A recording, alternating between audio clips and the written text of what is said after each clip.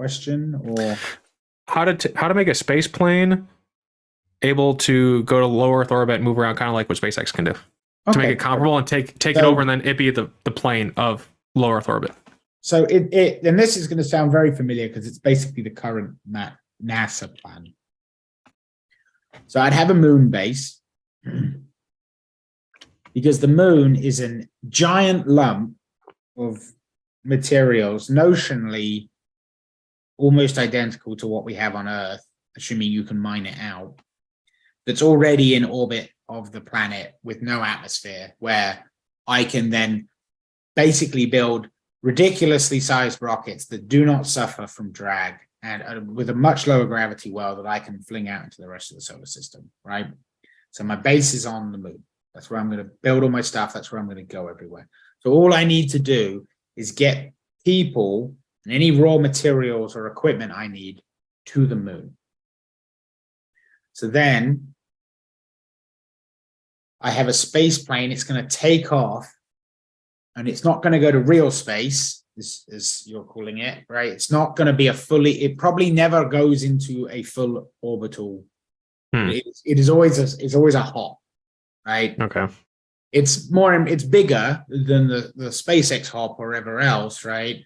You've built, instead of trying to build one Goliath Saturn V that had to fly through the atmosphere and get into orbit and get to the moon and land on the moon and take off, that vehicle was a beast in terms of everything it had to do, and come back and learn the vehicles stacked on vehicles, stacked on vehicles, stacked on vehicles, right? Instead, I would have one vehicle that is designed to take you from low Earth to low Earth orbit. So, or in fact, to a suborbital low Earth apogee, right? So whatever that is, 150, say. So it flies up. You fly up to, escape velocity in the atmosphere would be ideal if you could manage the heat loading. Glide out on just the sheer amount of speed you've amassed, flying really fast in the atmosphere.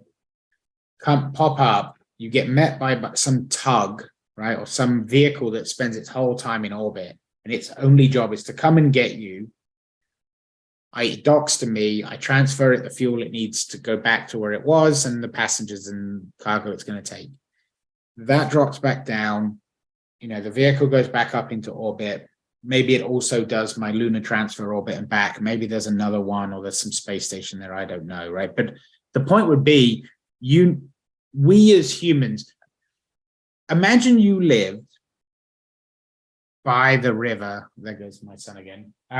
We'll see if he comes out. Imagine you lived by the river of a tiny little river, barely wide enough for a canoe, right? And you wanted to cross the ocean.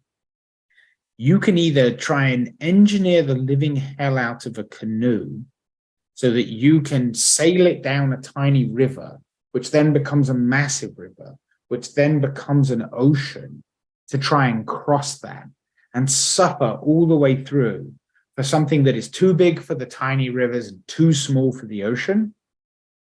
Or you can sail the canoe to the mouth of the ocean, build a dry dock, build an ocean-faring vehicle, get in that ocean-faring vehicle, sail over to another port, and then when you're there, you get off. You leave the ocean-faring vehicle in the ocean. You don't sail super containers up tiny rivers, just as I don't try and sail dinghies across enormous oceans. You need vehicles that are fit for purpose. The space plane is only good for getting you off of the floor and just to about more or less at the right height and right speed to be picked up by something else. That's what you want to do. And then you want a vehicle that just lives in orbit the whole time, and the only thing it does is just move people around there. That's its only job. And so that you need infrastructure. And this is what frustrates me about people who are in such a rush to get to Mars. And don't get me wrong, I really want to go. Right? I want to go to I want to see humans step foot on another planet. Mars is a great one. There are other candidates too. Europa would be interesting. Yeah, I'm a fan of Titan. Europe is cool too. Yeah. But there are lots of candidates you might go to when looking for life, which is really what we're saying we care about. More than anything now, we want to find some life. Wouldn't that be existentially terrifying? But the point being that if you're in such a rush that you're not willing to build the infrastructure in behind you that you need to get somewhere, like sustainably, right? Then it's really this. It's kind of it's a glory mission. It's a YOLO, right? Yeet and transfer. You just you're in such a rush. You're just like you've heard of this new land, and you're not interested in everyone going. You just want to go. And it almost seems selfish. And to me, the foundation we need to build as a species for ourselves, right, so that our children and our children's children and everyone else can thrive as, with humanity as a spacefaring species, is we need a dry dock the rest of our solar system, right? And that's the moon in this analogy. The moon is our dry dock to the solar system. It's not too far from Earth. So if everything explodes, if The Martian were on the moon, man, that movie would not have been as intimidating. Like, oh, God, got him. It's just blown up. How long before you're here? About 2 weeks, Matt. All right. Should I grow some? Don't bother about the potatoes. Honestly, don't eat at all. Just, drink your own piss. You'll be fine. You go pick them up. What's the problem? Yeah. It's a good spot to test. Yeah. Pardon, I had a laser pen on the moon. I could Morse code from it. You could see it from the planet with the right or the right satellite. It's just not that, it's actually fairly safe. I know it's some senses a little bit, I don't know if boring is the right word, but it certainly isn't as romantic or as nice as going to Mars, but it's far more practical, right? Build the infrastructure in that we need to go, figure out the technology that we need to get there, and let's go. That to me, as someone involved both in hypersonics and in rocketry, right? That's the gap that hypersonics fills. Yes, you could use it to fly somewhere. It has weapons applications, which I'm less interested in. But the piece that really shines for me is as this technology that enables me or you to go to space for $1,000. Right? That's what it means. It is the hypersonics. It stands to potentially be the modern airliner of space.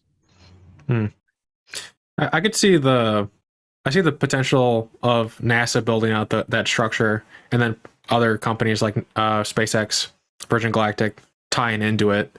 I see that as a very sustainable way to do it. The unfortunate thing is that we just really haven't seen a lot of development over the last 50 years outside of the ISS. It's like we've been kind of like we did a giant jump from my point of view, and then we kind of just like working out the kinks on the shores. And I see your way of doing it as a really smart way for the government to support the structure of it, while other companies can keep innovating, like Elon and co are doing. I mean, so one, you're entirely right, yes, and SpaceX came along at the right time. NASA really wanted a private company to start building rockets. It was something, and the US government doesn't want to be in the business of building its own rockets, right? It wants to just buy them from the cheapest provider. It wants competition, good old-fashioned capitalism, right? NASA doesn't want to, and NASA has, to be clear, NASA has never built its own rockets, right? It might have designed them. It outsources construction for the largest part, right? An organization now referred to as ULA, right, is the organization that has built and launched every single rocket for NASA, as far as I'm aware, except maybe for some of the really early ones, right? So that's the first thing to sort of recognize there. But to jump back a bit, though, you said, you felt like we'd really stalled on our progress to space, right? And I think it's very important to recognize that stall was entirely intentional. And because, here's an example. Who put the first satellite in space? The Russians, the Soviets. First man?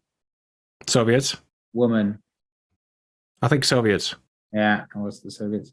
Yeah, who put the first, what could arguably be called a lab in space? Was Skylab before the Russian one? The Russian. I think Skylab.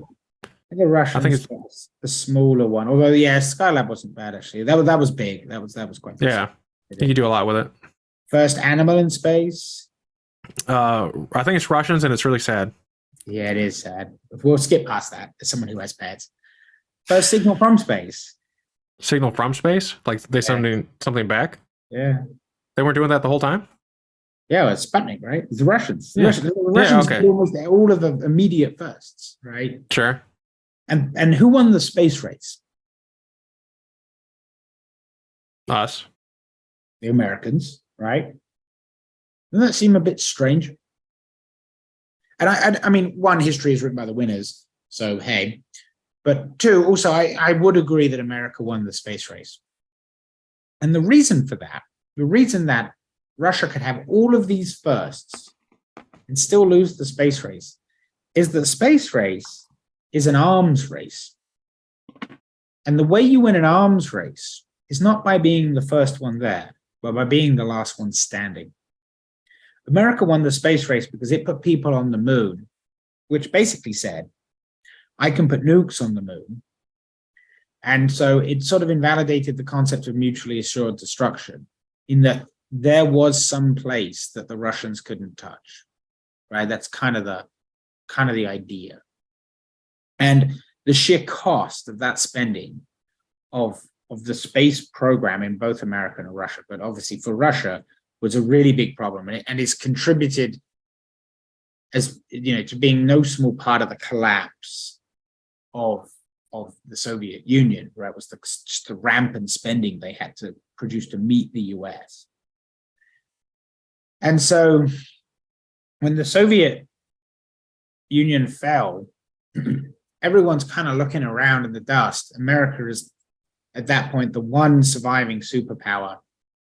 And everyone's like, man, space is a really expensive theater of war. And this was about the same time that cyber warfare was really ramping up too. You know what I mean? And man, the problem with cyber warfare is you could do it with a bunch of teenagers in their bedrooms. You know what I mean? Like, cyber war is this really asymmetric form of warfare. It's popping up in all these weird places. It was an absolute pain. And so everyone agrees then that NASA is going to be a very transparent organization that lets other governments and things come and inspect everything. It gives all its data out for free. Other countries can pay into it to be part of it and to run their own missions and send their own astronauts. But basically, space as a domain of war gets closed. Everyone agrees it's just too expensive. Let's not bother, right? And this is why, for the longest time, no matter how bad US-Russia relations got, they would still launch each other's astronauts, because neither country wanted space to become an active theater of war. And so we had the ISS, and everything on the ISS was civilian, and you couldn't do space weapons. You couldn't do all these things. That was the whole point, right? All the way through the 90s, why everyone was paying for this. So then along comes China. And China's like, hey, I want to come play in the ISS, right, with everyone else. And we say, yeah, that's fine, but all your astronauts appear to be out of your military, and you have to send civilian astronauts, and your organizations have to be vettable. We have to see everything they do. China's like, no, we're not doing that. So we're like, fine, you can't come play. China's like, fine, then I'll build my own space station. And everyone kind of laughed, right? So it didn't go. The first space station didn't go very well. The first rocket launches didn't go very well, but then they figured it out. And the first space station didn't go very well, but then they figured it out. And now no one's laughing, right? China is a very space capable nation. They sent, some of the most recent missions to the moon. They found water, all these kinds of things. And so when you'll notice, there's a very tight string of events between China announcing it's going to build a moon base, the Space Force being announced, which really you have to perceive as America saying space is now an active domain of war. We are actively researching, funding war in space and weapons for space, right? That's that piece. And then basically funding falling apart for the ISS, and NASA declaring it's going to deorbit the station, right? Those three things all happened in a surprisingly short period of time, along with a bunch of European countries suddenly realizing what they really needed was orbital launch capability, right? Independent of America or Russia. And the reason for that is, as I said, it was so expensive. Everyone said, let's just not do it. And they didn't. It was purposefully slow. It was purposefully painful because it's expensive as hell to build that capability out. And all of it has weapons and war implications, right? So everyone said, let's just not worry about it. Let's worry about something else, whatever's going on at the moment. But now with China, and you're seeing this with nuclear weapons as well, right? You're seeing nuclear weapons treaties with Russia, because America and Russia entered into agreements where they wouldn't weaponize space and they would reduce the number of nukes they had and all these other things. China showed up. It never signed those contracts. It never just didn't sign those treaties. It wasn't beholden to them. So America and Russia have their hands tied, right, intentionally, and China's doing whatever it wants. And they're looking at this and they're thinking, well, we can't let China just run away with space weapons and nuclear technology and leave us behind.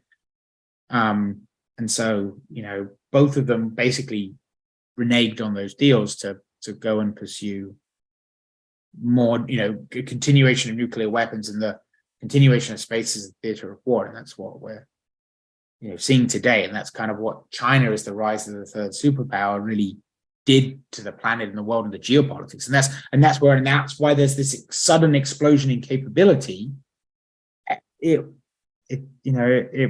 intentionally slowed down the expansion. We kept it civilian because it was, cheap. And we limited any technology that had weapons applications intentionally. We didn't want to go down those roads. So that's why, right?